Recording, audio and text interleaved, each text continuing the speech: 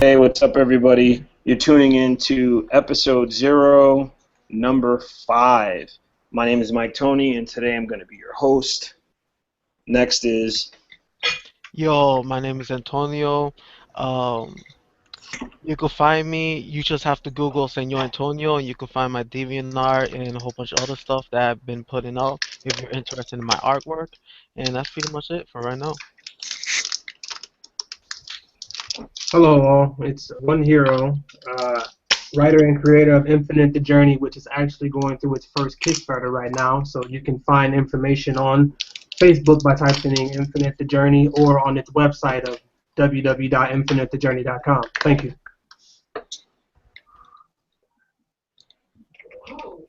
Killer Cam, you want to go next?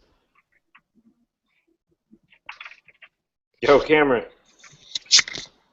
All right, Shingu, go ahead, Ken. Introduce yourself.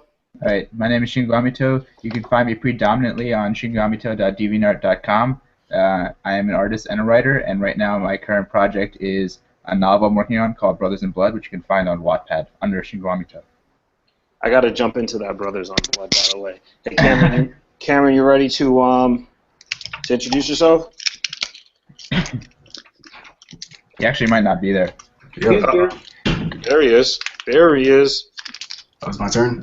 Yes, sir. Oh, what's up, everybody? This is Cameron Knight, and yeah, you can find me at C9 Art. Are we doing the tags, or is that at the end? No, you're doing the tags right now, brother. Oh, okay, cool. Yeah, you can find me at C9 Art or C9 Comics to stay up. And actually, my upcoming comic base is dropping next Tuesday, so look out for it. I'm amped. That promo was so dope, man. Like, that promo was so clean. Super stoked about that. Which one? The promo for base. Yeah, that was a quick little one. Yeah. All right, so we're gonna jump into some news for today. The first bit of news we got is One Punch Man is getting an anime. About time. Oh my God, that's gonna be insane. Man. Does anybody know what studio is gonna be working on that? I think we're all kind of looking forward to that. I think all of us are trying to find that out. I know Warren's like. I have a request. I have a request for that. I want Madhouse to do it personally. Oh my God. I agree. Jesus. That's going to be insane. Yeah. My thing is, long overdue. Yeah. as someone that's new to One Punch Man, I regrettably have to admit, it's hard for me to be a fan of Saitama, but just because he's almost like just completely superhuman. But just the action and just the level of build-up in the show, I feel like it's just going to be like a more tightly drawn, like Kill la Kill, where it goes from 0 to 100 real quick. Mm-hmm. Like, oh my goodness. I think with One Punch Man, I think it's sometimes centered so much. I think it's not even really about Saitama so much. Like, granted, yeah, we know how powerful he is. I think it's also, like, a lot of the times, a lot of the support characters are people's favorites.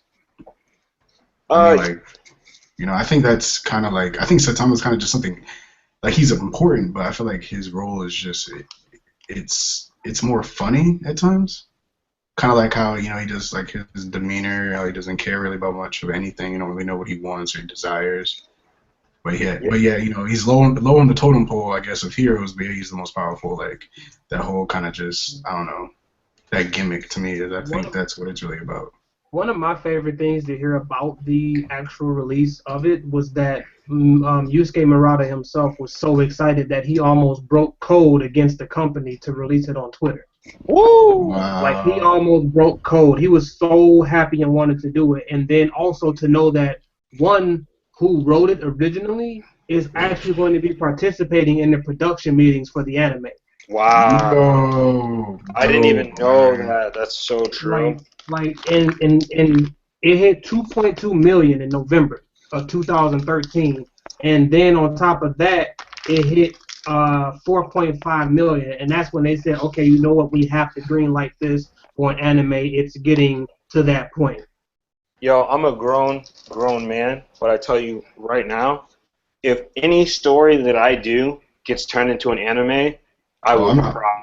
Oh yeah, I'm 6'1", 185 pounds, and I will be bawling if any of my shows get turned into an anime. I mean, that's like a dream since I was like, I don't know, out of the womb. I fell out of the womb just being like, I want to do anime. I want to be an animator. So He had a Dragon Ball in the womb. He was ready. He knew his destiny.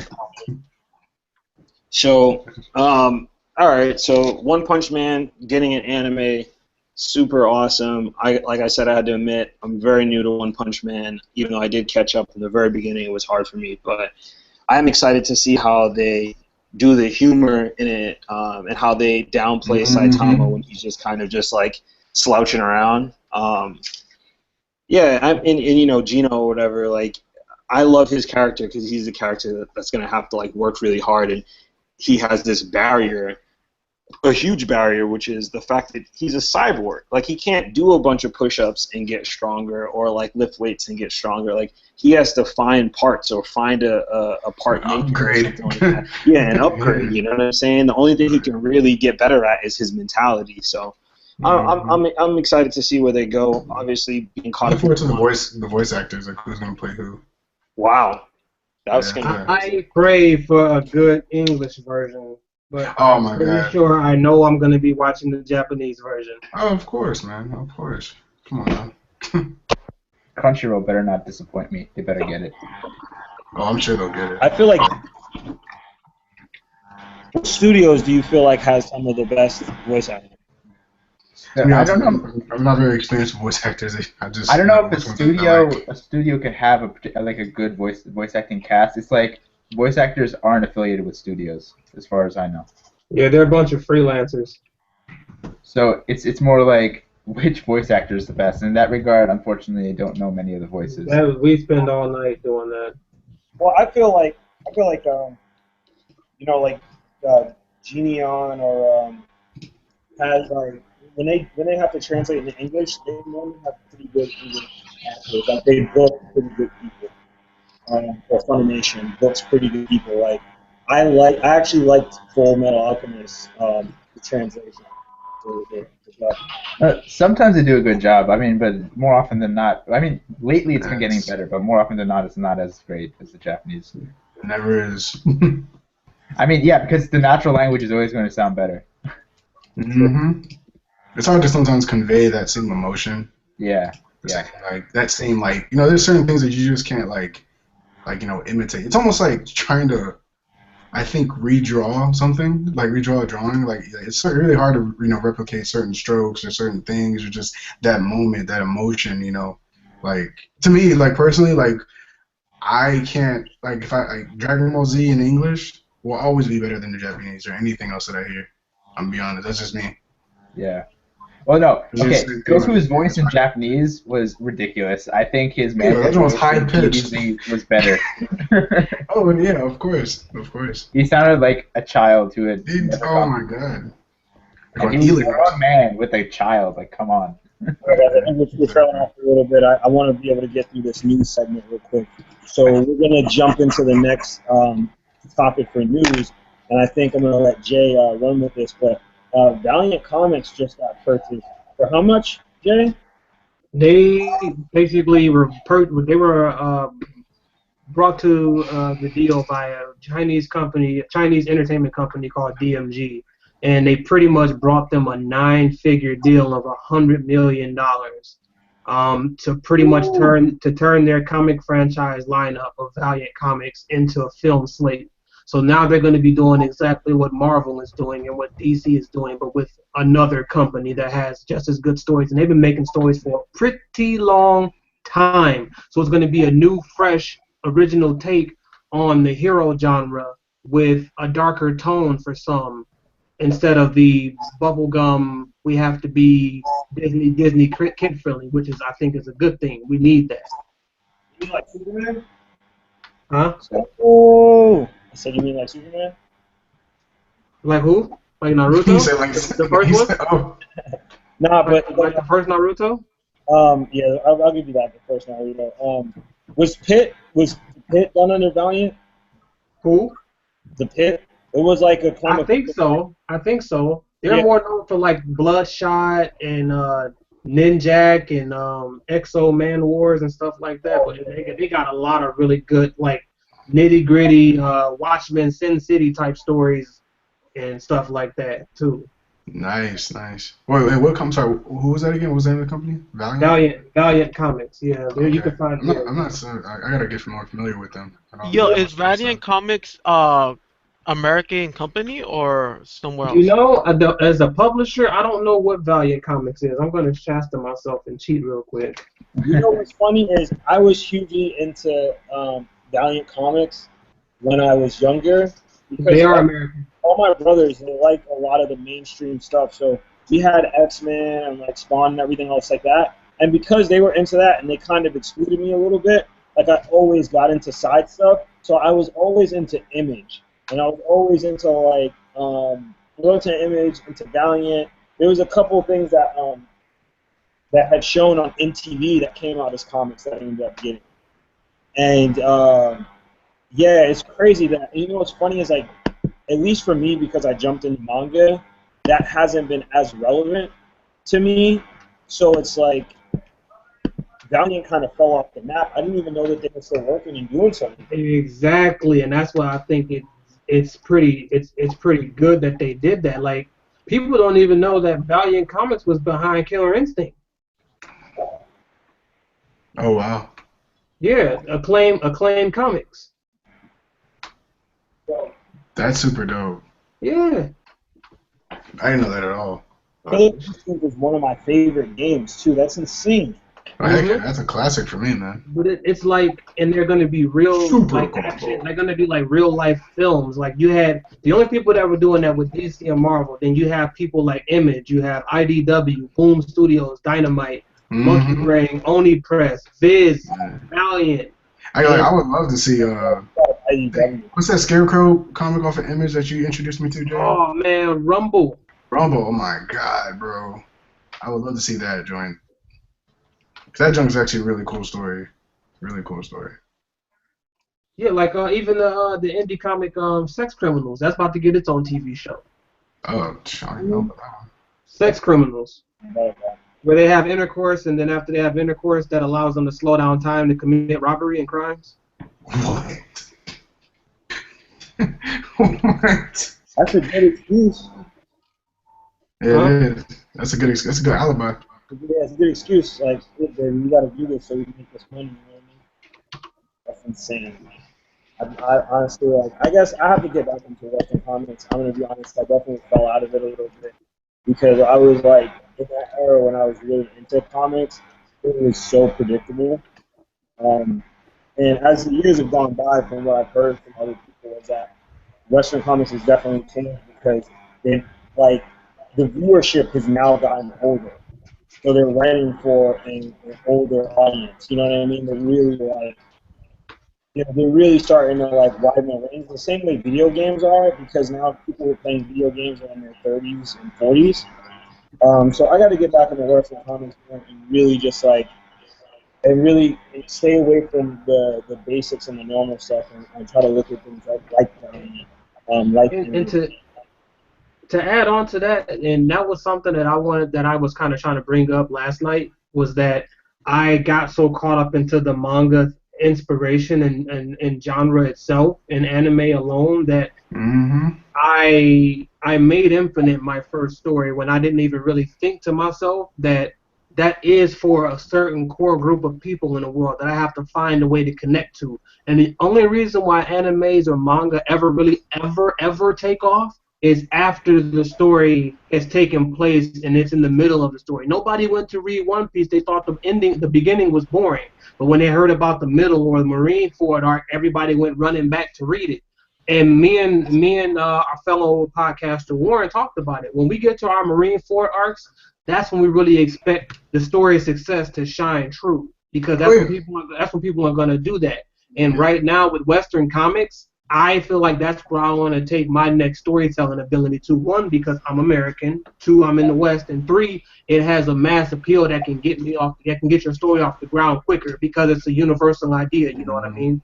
So, yeah, people are they're impatient. Impatient when it comes to stories. They want to get like the good part real quick. So like of course like once they know, oh shoot, it's juicy, like kind of like, oh man, like it's like a not necessarily like a spoiler, but like they heard that, oh man, it gets good at this part. All right, cool. I'm gonna read it. I'm gonna read it now instead of like maybe reading it when it first came out. You know, piggybacking or giving my opinion on what Michael said earlier, I don't believe that comics actually changed. I think comics is still the same. It always has been. It's just it fell off the map. Like it became unpopular. The new hotness was manga and whatnot, and now it's Mm. actually coming back, and people are actually coming back because they've been always mature stories. They always been childish stories. They're still using the same tropes that they've been using 80 years ago. It's comics is exactly the same as it always been. I mean, but the difference is certain characters dying, certain characters getting married, certain characters having kids, certain characters being gay, certain characters, just like a lot of the themes are now changing. Certain characters going over to the dark side, where you have this, where before you just had this hero who was overly valiant, and there was no gray area. Whereas I feel like now, like the I comics are now starting to be written within a gray area that we never had a chance to see. That's why DC Comics was good, and then when certain things started coming out, like 100 Bullets and what's that other thing, Sandman and everything else like that, where your protagonist kind of lived in the gray and did some really dark stuff, like Constantine or whatever. You know, it just I kind of, I don't know. I actually think sometimes I agree kind of with both of you guys. I think it's a little bit of what Antonio says. Like, yeah, they've always been there, but it's like you said, like it's kind of the game has changed in a way because the world has accepted more. Where in the past, like for example, like you were saying, like oh, certain characters are gay now. Like I'm sorry, like on Nickelodeon, you would have never seen that chorus scene. You would have never saw that years ago. No, never. Don't Because spoil that for that me, was by that the way. would. I'm sure they've seen it by now. If you haven't, too bad. Anyway, that was like so taboo, that was like off limits, and even though yeah they didn't outright say it, we all know what happened. We all understand like what happened. So the world has accepted a lot more. Um, They got it popping. Yeah, And also, different themes have changed. Go ahead. And also, a lot of these movie companies and these big name talent companies and stuff are starting to look toward the indie scene for things. Speaking of which, we took the pleasure of reviewing personally the comic that just released itself called Descender, which was created by Jeff Lemire. And we weren't really too impressed by it, but to know that this story, before it was ever released, Sony was in a bidding war to buy this comic to make it a movie before it was even published. Wow. So just Wow. strictly off the script and concept art and the concept or whatever. They showed them the entire story. Sony said, how much? We're going to bid this. We're going to bid that. We're going to bid this. We're going to bid that. So to know that that's 3 comics that I've named so far. I mean, 3 things about indie comics. Valiant Comics being purchased. Sex Criminals being made into a TV show, and now Descender being purchased and made into a movie. 3 things that just shows where the industry might start to go. So it's like, why not turn up? Yeah. Yeah, that's awesome. All right, I think we've exhausted the news for today. I think we're gonna have some awesome stuff we're going in for next week. So let's jump into our main topic, which is gonna be character design. Now we're gonna continue our character design discussion over from last week, but instead we're going to talk about what are good points for a good villain. What does a villain need to have? And I'm going to throw this at Cameron to start off. Dun, dun, dun. All right. I'm learning more and more about that in developing, my own in my own series. I'm just gonna go off of villains that I like, the type of villains that I've, starting to like. I actually like villains that. It's okay. We won't have judge like a like have like a I don't know. It's more of like a purpose. Almost like you almost not necessarily feel bad for them or feel sorry for them. Kind of like okay, like. For a while, like I'm just gonna use Naruto. For a while, like Itachi was at first portrayed as like this evil brother, killed the entire village or whatever. But when you found out why he did that, you really didn't view him as a villain anymore. And I don't know, I just really dig that. Even with Pain, his backstory and why he was doing what he was doing, even though he was an antagonist, like what he went through in his life was traumatizing. Yeah. Like, so like I like that I like that concept. Whereas like, I'm sorry, like I feel like, in certain areas like other manga, like other animes, for example, like where Dragon Ball Z kind of lacks. Like for the most part, there's no deeper plot between, for Cell or Frieza or Kid Buu or Majin Buu. No, they just wanna F shit up. That's it. Yeah, I agree. That's their main plot. But go ahead. I like multi-dimensional villains as well. Shingu, what about you, man? You're writing a story right now. Yeah. What do you feel like your antagonist needs? My antagonist needs to be a complete rejection of what the protagonist is. I feel like any solid villain is going to capitalize on being completely opposite from your protagonist. But I also think that... Well, opposite in what ways? Opposite in what ways? Because I'm really interested in this. I should probably clarify what I mean by opposite. Opposite in the sense that if a protagonist believes in justice, the villain should also believe in justice, but he enforces his own type of justice, or she enforces her own type of justice that puts them in conflict with the hero's justice of the story. Ooh, I like that. So they're both vying for justice, but one wants to do it a cold-hearted approach or in the warm-hearted approach, for like a stereotypical example. That Magneto effect. Exactly, yeah. Ooh, yeah. So if you don't have that type of dynamic between the two, then I think your villain fails automatically. You need to have a villain that can stand their ground against the protagonist's ideals. Mm. What if the antagonist wasn't human? Uh-oh. What if you turned it into the antagonist being the environment, the antagonist being the person's inner conflict, inner source, inner soul? I think what if their antagonist was their disability? Is that interesting? I mean, it's definitely interesting, but can you consider something that doesn't have a thought process to be... What's an antagonistic force then? Isn't it something that's giving you resistance towards something that you're pushing toward? There's a difference between an antagonistic force and an antagonist itself. Because you can have a lot of antagonistic forces, but there has to be something that embodies all of that and something we can relate to. And since we're all alive, it has to be alive in order for us to relate to it. So you're basically telling me that somebody that actually has a disability can't view that as an antagonist? Well, not necessarily. I wouldn't necessarily. I don't know. I wouldn't necessarily say that, but for example, like think about San Andreas, the movie that's going to come out. With this earthquake and everything else that's going to be happening in the film. I mean, I guess I could say that in itself is an antagonist or an antagonistic force because then it's causing an issue to your protagonist, and it's making your protagonist have to go through some trial and to defeat it and or to survive it.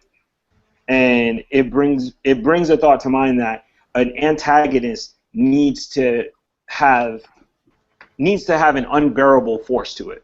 Like you can't have I don't think you can have an antagonist or a villain that is on the same level as your hero.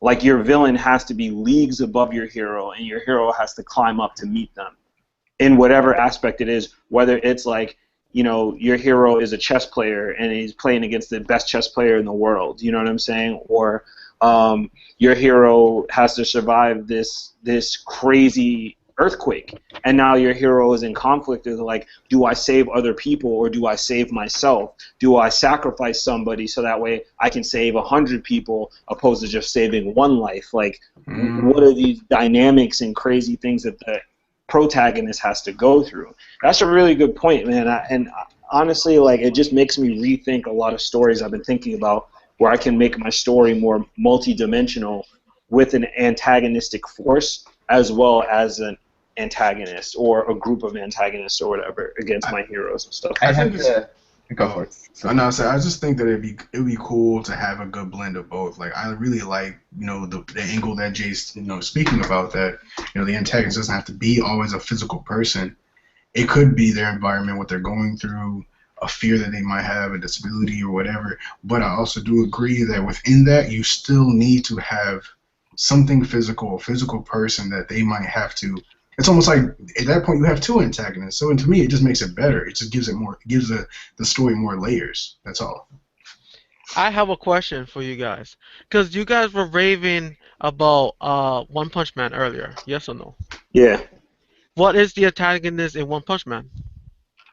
that Because was Yeah, my this, issue. That was my issue before. Is like it's he's that he can't unmatched. find somebody. He can't find somebody that matches him. That's the antagonist. Is that simple? That is really it.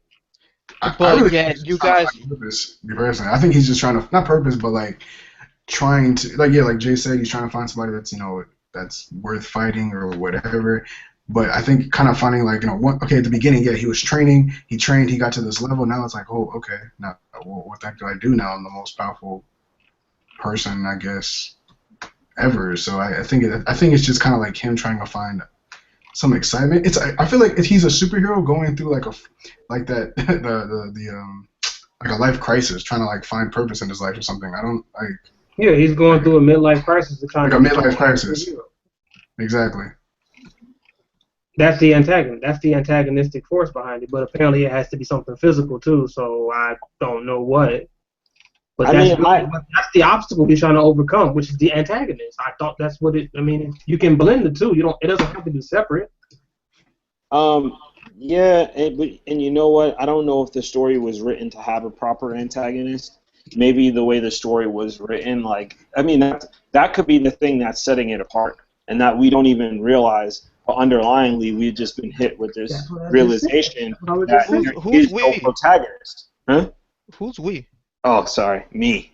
Is Okay. hit with a the idea that there is no protagonist in the show, and we're just watching a super powerful dude go on his day to day and lie about training one of his students, and or a so-called student or pupil, and we're just waiting to see where the story goes, waiting to see if there is someone who can face Saitama. Yeah. I mean, partially too, it is. I do view it personally as also a comedy as well, and like it's kind of piggyback on what you're saying. Like, I don't think it completely has a purpose. I think a part of it is just to be kind of crazy and funny and spontaneous. A little, I guess, of the. Well, I wouldn't say Bobo Bo aspect. Did Bobo Bo have an antagonist? I never watched the Yes, show. the Hair Empire. That's so stupid. They definitely had an antagonist. Are you serious? That's so dumb. Yeah. That's No, so but dumb. that's Go ahead. actually something I wanted to ask, like as an aside. Do you think a story needs an antagonist? As we have seen, no, not really, I guess. I mean, every story needs a problem. So, I mean, the story has to be written with some type of problem and a problem conflict, resolution, a conflict and a conflict resolution. But does it actually need a person or a natural disaster? I guess not. But I mean, I don't know. You know what? This definitely stumped me. Let me correct what I said before. The stories I like to tell are ones where there's a clearly defined antagonist. I think that's a more general thing. So there's personal bias in my definition, and I think that's the case in all things too. Tony, when you were talking about your type of antagonist, I never talked to about my. I'm sorry, not Tony, Michael.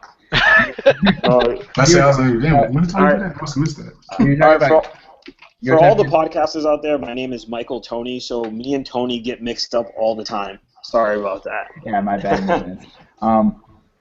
So when you were talking about your antagonists, I noticed that your antagonists, the way you were describing them, were catering towards the type of hero that you like creating, what we discussed in the last podcast.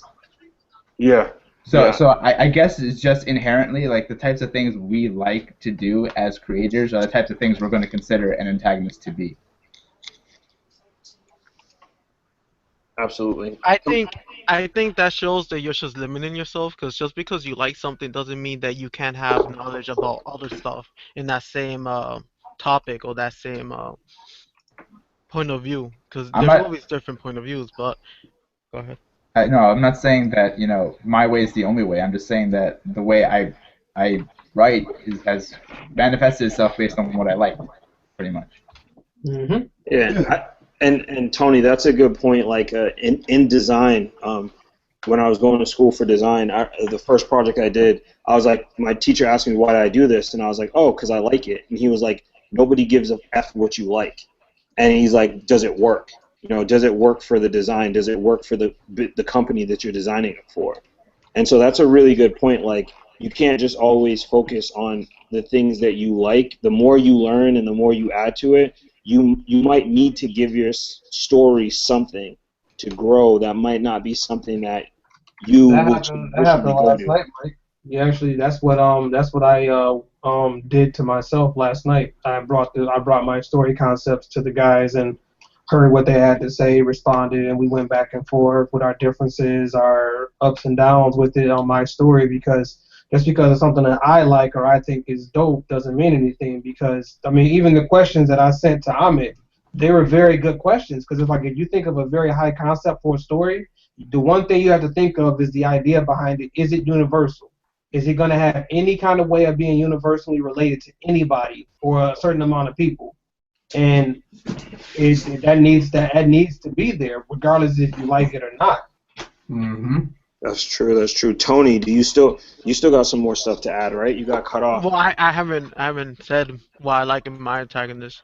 I prefer in my antagonist just something I rotate to is a bad guy. I was just gonna say that basically went for the same struggles as the main character, as the hero. So in the end, he could respect the hero, his enemy, and I like that.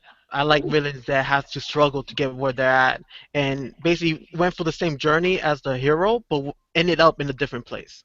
And in the end, they could just respect each other and have this awesome battle. That's the type of bad guys I like.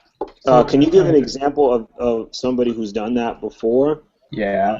Because I like that as an idea, and I think that it has kind of been done before, a little bit in Korra, but or in Avatar. Let Tony answer that first. I know where you're going. I know where you're going. I honestly can't give you a sample of it right now, but yeah. No, it's an awesome idea. I just wanted to find an example so I can use it. Naruto and Obito. No. No, I can't even believe you went there. Sword of the Stranger. What? Sword of the Stranger. Hey, okay, hey, I'm gonna take over Jay's answer because I love that movie. Yes. I haven't seen it. Whoa. Oh my I'm God! sorry. You haven't seen it? Wait. Neither have I, so I can't even comment on it. Wait. I know this might drag on the podcast, but I don't care. He just Eli'd us, bro. He Eli'd us, bro. You guys are Blanca players. Oh my God! Wait, hold up, Mike. Anybody out there that has not seen Sword of the Stranger, find it on Hulu and watch it right now. Let me get this straight. You have never seen Sword of the Stranger. No, I'm gonna hop off right now. Mike. When I tell you that movie's gonna change your life, like from the animation, he literally just left. From the storytelling, oh my. He's gone. He's left. He left Cameron. Why'd he leave? You guys berate them too much. But yeah, that's what I like about villains and stuff like that. The end of Sword of the Stranger alone, it just summed up exactly what you said. No joke. Bro, like no joke. I swear to God. The enemy didn't even care about the reason why he even was doing what he was doing in the first place. All he was like, oh shoot, I found an enemy that actually gives me a challenge. I'm good. I'm good. I'll do whatever it takes to fight you. I don't care. Dude, in Sword of the Stranger, my favorite spot was when they just walk across each other, and the main bad guy noticed he has his sword tied up, and he's like, "Oh, this is the person I want to mess with." He has a past, he has something, and he just messed with him. Like, I love that. Yeah, he automatically understood what he's been through, and that he's a true warrior. Yeah, it was just that one moment. That's a good point, Tony. Good point. I forgot about that part too. Yeah, it's funny too because and then when they do that, they do a spotlight of what everybody else is doing in the village. And one dude's fishing, these kids are playing some game, and everything stops. Yeah, they messed up the man's fishing. They knocked him into the water. Oh yeah. Sword of the Stranger. I'm watching it tonight. Thank you. You're doing yourself a great justice. I want to know how you feel about it because that movie right there is near and dear to my heart. But Yeah. moving on, guys. Moving on. Move on. Sort of the stranger. So Tony, you got everything out that you want to talk about with your Yes. protagonist? Yes. All right. Word. So now we're gonna move on to the final segment, which is the Indie Comics Corner or Indie Comics Spotlight. And in that, I want to talk a little bit about conventions. And so I've only been to one convention, and I haven't gone as an exhibitor. I've just gone as a consumer. So Jay, I think you've gone, and I want to hear your experience talking about a convention, and then maybe we can chime in on kind of like our feelings on a convention, and if we're heading to a convention or not, and then we'll kind of move on and progress from there. So Jay. Well, I personally have not been to one. I will go to my first one, which is going to be a week from today.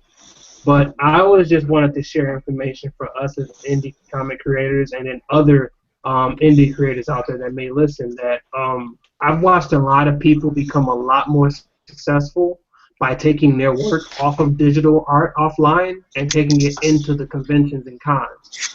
Specifically, if you want to highlight somebody that I followed, it'd be Drake Sui, the creator of Sin. If you look it up, it was one of the more popular comics on Ink Blazers before it shut down, and now it's on Tapastic.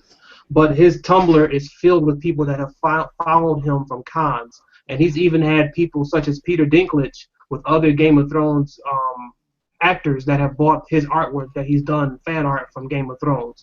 He had the voice of Toph Beifong from Avatar buy his art. So his literal claim to fame has come from him taking his work to cons and putting it out there, because those are the people that are serious about comics, that are serious about their shows and their entertainment media. So why wouldn't you take it to the Mecca? Why would you take it to the Mecca of all things to do that? You know what I mean? Another thing that was too. just something that I've noticed. Another thing too is you take into consideration you're bringing it directly to the people. So when I went to my con or whatever, it was like when you go, you get an opportunity to sit and talk with the artist, and a lot of the times, you know, if your art is like close to you like that, it's a kind of a business, and most people like to invest in the things behind the business. So you get an opportunity to meet somebody and like, wow, this person's a great person. I want to see their project grow. But not only that, there's thousands of people that go to the con, and it opens you up to a lot more exposure. When I started my clothing company, I ended up selling to everybody that was in my circle, everybody at Northeastern. And so me and my business partner were like, oh my God, what are we going to do? We've saturated our own market. How do we bring our clothing to other people? And then that's when we started setting up the tables as a promotion on Newberry Street. And then we ended up buying our first space on Newberry Street or whatever. But once we brought it to the people and random people were walking by it and they met us, you know, we were selling 25, 30 shirts a day on the weekends between a 5-hour span, you know, and then we had people that were coming back every week because they knew we would be there every weekend setting up the table, and that really was a thing that boomed our business and had people talking about what we were doing. So that's a really good point, is like figuring out a way to bring your comic to the people, bring it to a space where people are evangelistic about it. Nice. I've never been to a convention. It's a goal of mine. Hopefully I get to go on. I might try to go to I think Comic Con. I think it's in April or May. I'm not entirely sure. But I just the first one, obviously I just want to go for the experience of things, just kind of really get a grasp of what's going on. Of course, like just get to be I guess like a kid in the candy store for a little bit.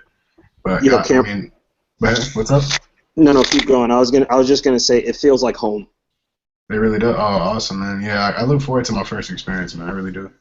It really does, man. It feels like home. Like I when I went there, it was like you're among friends. You know, like immediately you're among friends because everybody there is into what you're into, and in our normal lives, like I'm into so many different things. So most people don't even know that I do a comic book or that I'm into manga. And when you go there, everybody, it's like being black and going to Africa, you know? It's like everybody there is black, and there's just this feeling of just being like, wow, you're just amongst, like, you know, everybody that's like, we all have something in common in that sense, and it feels amazing, man. That's cool. And because like that's actually the reason why I've always wanted to go to one was to have that camaraderie, like that feeling. Because like same way, like I have plenty of friends, but to be honest, out of all my friends, I'm the only one that draws. I'm the only one that likes comics or any of that type of stuff. I don't have any friends that I can like relate to and be like, oh hey man, you want to come to a con with me or whatever. Like so, I can only imagine what that feels like. Yeah, man, it's awesome. I was waitlisted I actually got in for San Diego Comic-Con, but the only days they had left were Thursday and Sunday. And I can't fly all the way out to California for a Thursday and a Sunday, on a Comic-Con. And I was on an hour early. It's insane trying to get tickets for International Comic-Con. But hopefully I'll be going to New York Comic-Con this year in April.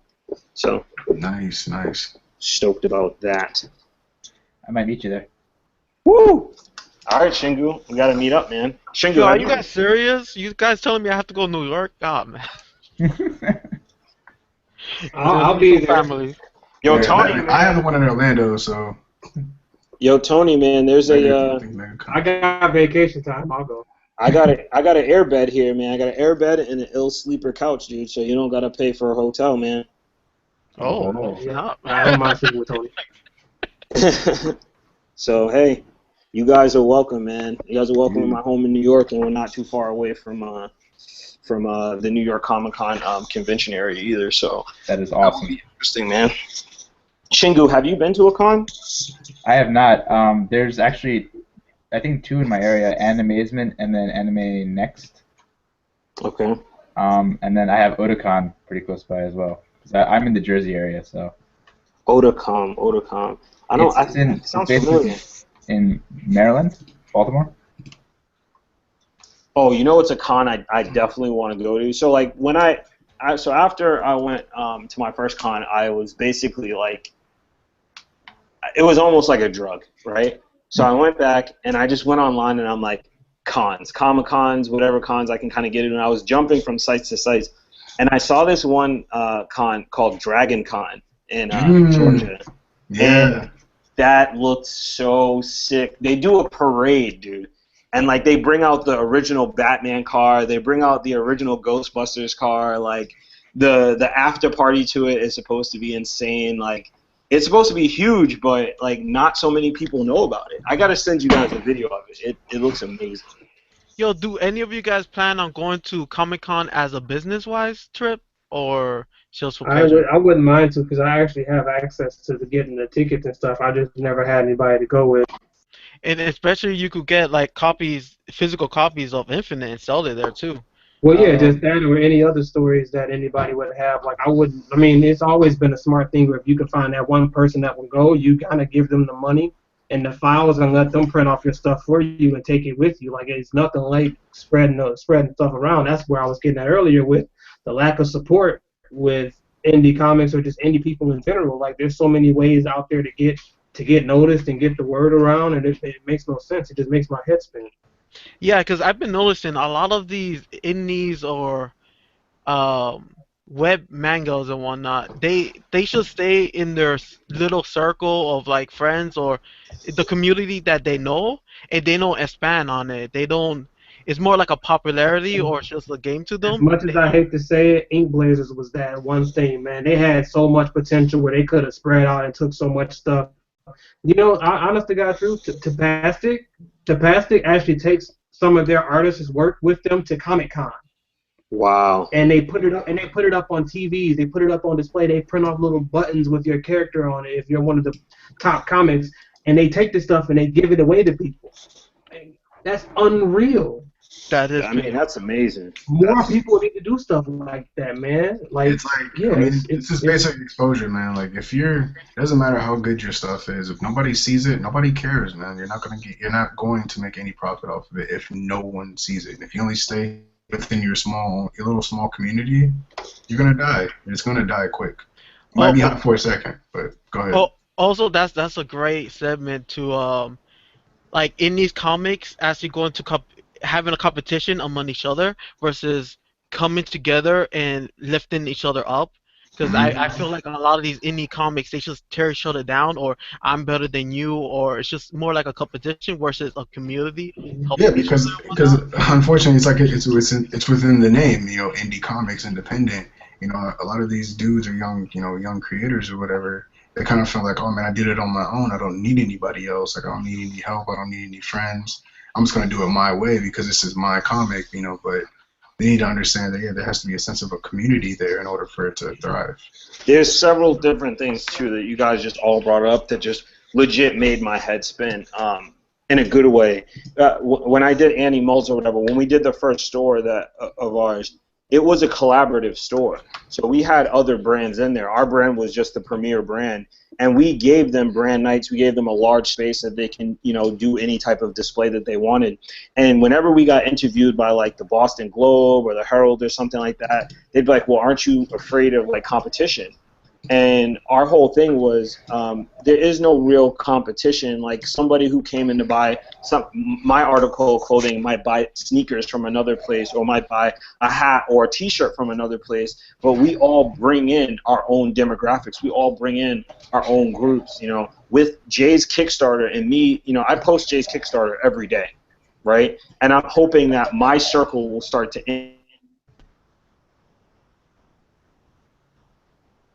Hello? His internet, he'll catch up, hopefully. We lost him, boys. We lost him. I'm sure he was saying something really inspiring though. Yeah, I know, man, because my circle's gonna end. See, he was like, Jay's like, this is my commercial. Oh, okay.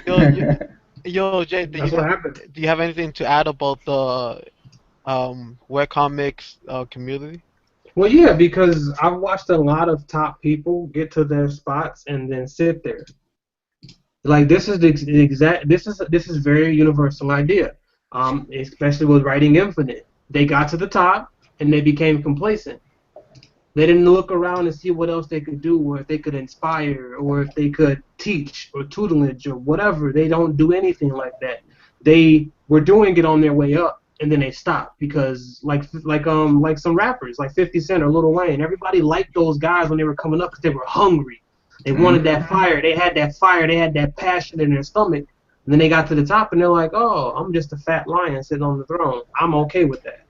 When what happens when the kingdom that you sit upon doesn't respect you anymore, or when you fade away and nobody cares about the main that you used to hold high so more, you know what I mean? Like You have to change. You can't keep doing the same thing and expecting different results. Like you have to switch it up. Going along the same what Jay was saying, when it comes, like I said, like when it comes to rappers, when you get to a certain age, bro, it's like, okay, not to go off on that tangent, but yeah, when they get to a certain age, like nobody wants to hear you rap anymore, bro. You're like 40 years old. Like you're not hungry. You're not poor anymore.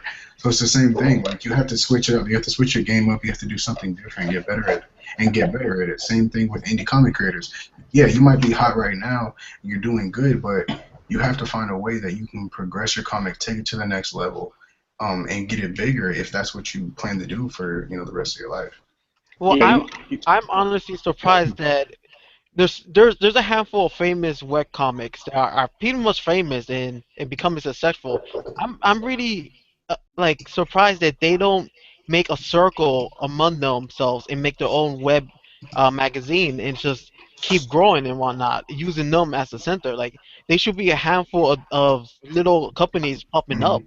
with their success, and they don't. They basically I like Ink Blazers. We had a couple of top stories of Ink Blazers. They were getting like $600 a month and whatnot. They could take that $600, take like $100, and actually make a circle and actually make a business off of their success and actually be good. And now Inflator left, and because they stayed complacent, they lost all that.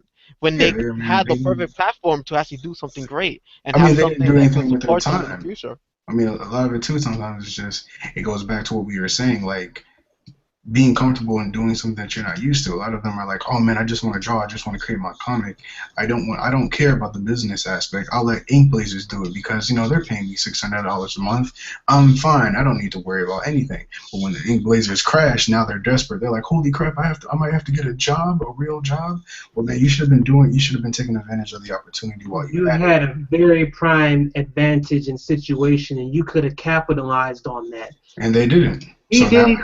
He knew he couldn't rap anymore. So what did he do? you Sean give me John business, clothing bro. line. Sean John drinking. It's like if you're a manga It's guy cologne, bro. and you bring up your own brand after that, like what I honestly plan to do is to bring up myself, get myself to a point, open the door for others and bring them in so that they can open the door for others and then open the door for others and open the door for others so that way other webcomics can leave a legacy saying that indie people have a way to do it too together. We rise and shine together. We don't tear each other down or become complacent. And then that's the whole reason why I'm writing Infinite. And then everybody grows, you know, from that situation. And that's what I was trying to say before is, you know, once we all come together, like you said, you just talked about the entire indie comic industry growing, which then, you know, if you want to think about it as a business, it all puts money in, and it puts money and followers in our pocket. You know what I'm saying? Like you back into the indie comic stream. Exactly. You know, but a big issue from that is that most people are not business oriented. 90% of people are not business oriented. Most people would rather, you know, work for somebody else or allow somebody else to take the reins in that sense. So people don't think of, even when they're working by themselves, they don't think about themselves as a secular business unit. They think about themselves as a secular, you know, like employee, and they're just like doing this thing, especially now, like Tony said, these people who got famous off Ink Blazers. I was sitting there thinking to myself, if I was Okami Rai and I was making $600-700 like a month or whatever, the type of stuff that I would be doing would be insane. I'm trying to do a lot of stuff right now, and I only have 2 chapters out, working on my 3rd chapter, but the idea of me as a manga artist is only one facet of where I want to take my skills and how I want to, you know, help people and stuff like that. And, you know, I'm glad we're talking about this, man. Yeah, I'd like to actually hear if Shingo has anything to say, because he's pretty tight in that community. Well, I have a lot of things to say, but, you know, to keep it short, I think Michael summed it up really nicely when he said that the orientation of the mindset is not set up in a way where people can take advantage of the situation they're in. It's more like they want to be taken advantage of because they expect someone else to hold their hand through the whole process. Mm-hmm. They want to take like, their responsibility. Especially in up-and-coming artists. There's been a really nasty trend lately where I call it the rise of the second tier, pseudo-popular semi-professional artists, and that's a long title, but it has a meaning to it. So you've got 3 different tiers of artists. You've got like the bottom tier, which is the newbies coming into this indie comic scene. You've got the people that have already established themselves and like to pretend that they're all this, and try to give these newbies advice, but also subtly put them down in the way that they're doing it. And then you've got the 3rd tier, which is the highest tier, and that's the tier that's actually doing stuff with their comics. And so the majority of the time, at least from what I'm seeing, the newbie comic creators are getting destroyed by the 2nd tier comic creators, because the influence that's being passed down is not an influence that is saying help each other out, like Jay was saying earlier, or, you know, try to work together to see your issues through. It's more like, oh, you got to put in 100,000 hours into your art, you got to slave away, and then you got to sell your soul to a company, and that's how you get big. And that's not right. You'll never get big that way, man. Yeah, you never get big that way. I mean, especially by like following trends and just kind of like doing something that, you know, somebody else did, and that feeds into that same mindset of just kind of like just hoping that you just kind of blow up, and you just kind of hoping that, you know, if you do this, then Ink Blazers thing will take you all the way. And it's like, no, you have to think on that. But at the same time, to jump back into it, like, it wouldn't even be all that hard. Like, imagine this. Base catches on, right? Duelist catches on. Fucking Infinite the Journey catches on. If Shingu decides to do Brothers in Blood as a manga, right, or as a webcomic, then that catches on. All four of us know each other. Whatever title Tony, starts to decide that he gets into, we all know each other. And imagine us all bringing our different groups together, our different audiences together. They all like comics. They all like whatever. We'll be sharing audiences and growing each other's audiences at the same time. And then no, I just wanted to let you know this right now. Between me, Michael, Amit, Cameron, and Eli on Twitter alone, we have over 1,000 followers combined. Woo! And I'm gonna be honest. That's one thing that just to kind of go back with the branding and everything, how important that is. Like, I mean, granted, I use Instagram hard. I'm on there a lot. Twitter is something I definitely need to get better at. I'm not on there. I rarely update. I try my best, but I really I'm not good at it. But it just goes back and forth that you really do have to. You have to sometimes do the things that you don't like, which is the business-oriented thing, which is what the point you were making, Mike. And I got 1,000 followers on Instagram. Yeah, you do. I know that when I'm, if I post something from somebody or whatever that that I can get a couple people to look at it. Somebody did something the other day when I was in the gym, right? I was just checking my phone in the gym, and this brought the biggest smile to my face. So I did that tutorial video of the old guy's face, right? And somebody tagged me. Don't know who they are. Some like Russian dude or whatever. And he's like, yo, I just finished my character designs or whatever. And he tagged me in it, and he says, I want to thank Mike for, this, that, and the other thing. And so I just told him I really appreciate, you checking it out and being supportive and everything else like that. And I asked him, I was like, do you mind if I take this picture? Because I want to repost it and say, like, hey, like, my goal is to help people, but I also want people to be able to see him as an artist and to see him progress. Like, that was my mentality, where I feel like other people's mentality is like, they're afraid that because that other person's indie and we're indie, he's going to take away from my audience. He's going to take away from my potential. Exactly. And that idea of that just irks me, man. I know it's not a common idea, and that's why we're the only 5 people thinking about it. But, it just doesn't make sense to me. It feels like if we came together and made a powerhouse, then we can't really be stopped. There's so many different industries where that's been done. Why can't we do it here in indie comics? Okay, can I just add one thing before we change topic, man? Hell yeah. It really makes me laugh when people act like Marvel and DC are in competition with each other. They always put one on top of the other. When in reality, those two companies are like almost best friends. They don't care. They're not in competition. If one is doing good, the other is doing good. If there's helping the comic community as a whole, they openly copy each other. I mean, Nightwing and Hawkeye, they're both the same story. They're both the same spy story. They openly copy each other. They just like, oh, this is what Marvel's doing. Let me do something different. They're both having convergent stories, and they have no problem with it. Yeah, for them it's about getting that money. Yeah, why can't the indie scene be the same thing? And video games do the same thing where a lot of these guys know each other. A lot of these dudes from Xbox know these dudes from PlayStation and from Sony. They pass around talent. You know what I'm saying? Like it's insane that all these other industries are doing this except ours, and it could be a fear that most artists tend to be introverted anyway, and it's harder for them to come out, and be around other people and stuff like that, or to kind of group in with other people. But yeah, like that's a really good point, man. These companies, they know that as long as if they go hard, they're building the industry for each other. So there's no reason to go and try to put each other down. The other people around them make up that idea. If Marvel go to war with DC, that's taking money out of the comic artist's pocket. That's taking money out of each comic company under them's pocket. That's just taking more money away. It's no. Just like LaShawn Thomas said, that there are so many indie creators out there that are putting people down or that are doing so much, and especially in certain racial communities, that's why we don't have any people in animation. That the animation industry is so dominated by other people or stuff like that is because of the fact we're not doing anything. Heck, I'm going to go completely off topic. as big as twerking has been the entire time it's been out. Twerking for Christ. This group of international kids got together and made a device where they can put 2 sensors on the butt cheeks of a girl, and when she dances, it produces a beat that somebody could rap to. That's crazy. That's ridiculous. That's ridiculous. Brand yourself, people. Brand yourselves. That blew my mind. I'm just putting that out there.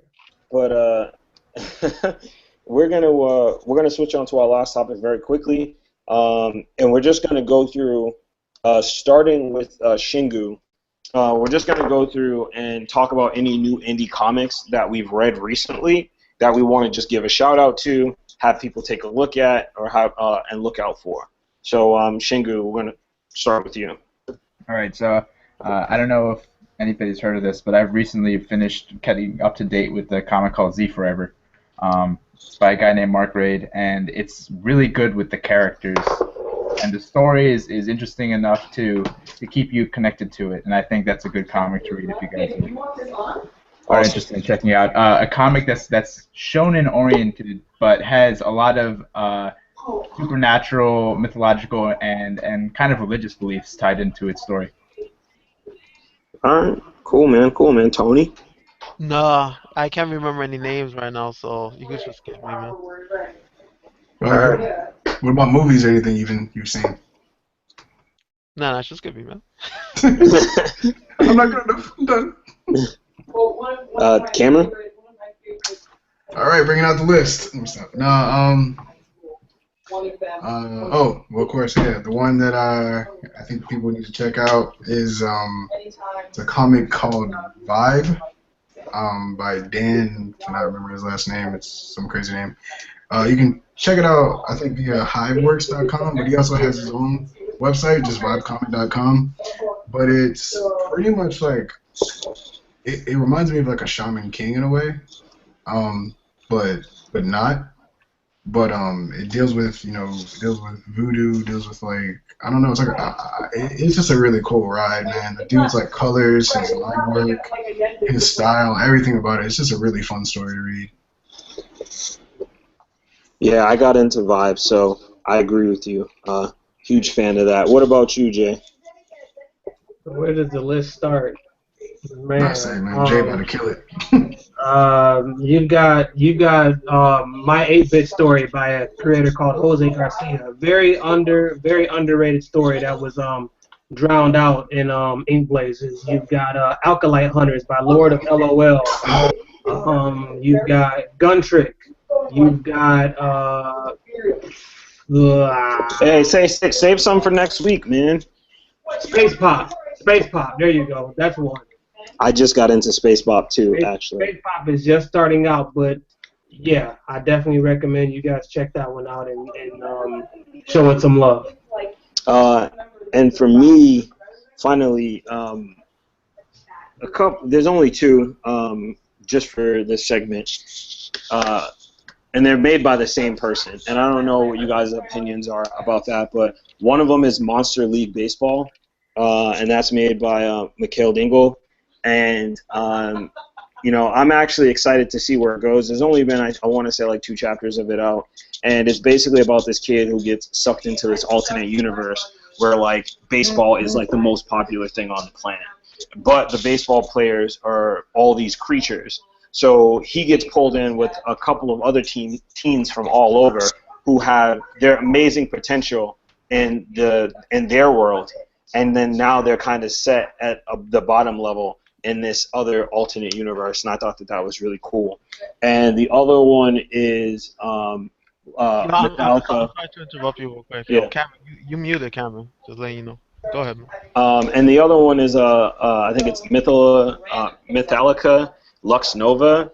I just finished chapter 7 of that, and I mean, I'm a fan of Mikhail's, just like his art style. I like it. I picked up this book on visual storytelling. I like the way he tells his stories and stuff like that. He has a couple of fundamental things that really pull you in, and he knows when to kind of pull you back from the story, and you can kind of see it from afar. So I know he writes a lot.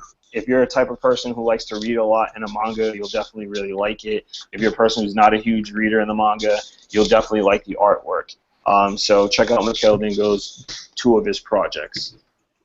And then on that note, I'm going to thank you guys for listening and/or / watching, and we're going to just tag ourselves out, starting with Jay. Thank you guys again for joining in for episode 0's podcast, the 5th one, if I'm not mistaken.